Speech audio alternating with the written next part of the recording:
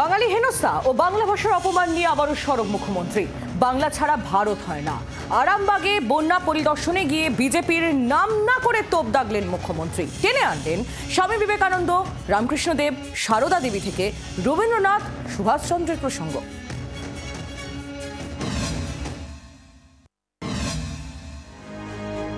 আরামবাগে প্লাবন পরিস্থিতি পরিদর্শনে গিয়ে ফের বাঙালি অস্মিতায় শান মুখ্যমন্ত্রী। কামারপুকুরের সভা থেকে বাঙালি হেনস্থা ও বাংলা ভাষার অপমান নিয়ে আবারও হুঁশিয়ারি দিলেন মুখ্যমন্ত্রী। নিশানা করলেন কেন্দ্রকে। মনে রাখবেন, আমাদের ভাষাকে নিয়ে কেউ খেলবার চেষ্টা করবেন না, অসম্মান করার চেষ্টা করবেন না। কারা গুলিয়ে দিচ্ছেন আর বলে দিচ্ছেন বাংলা মানে কোনো ভাষাই নেই? আরে বাংলা ছাড়া ভারত হয় না পৃথিবী হয়?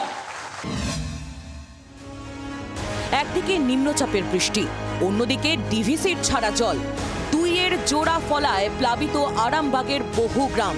সেখানকার প্লাবন পরিস্থিতি খতিয়ে দেখতে সড়ক পথে আরামবাগে যান মুখ্যমন্ত্রী। গোঘাটের ত্রাণ শিবিরে গিয়ে বন্যা দুর্গতদের খিচুড়ি পরিবেশন করেন মুখ্যমন্ত্রী।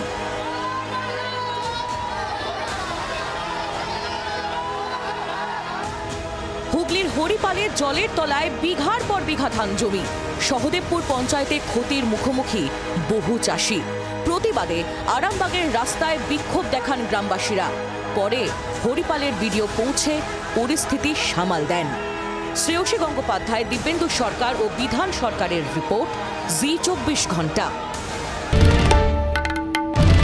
বাংলার আওয়াজ, বাঙালির আবেগ, জি 24 ঘন্টা।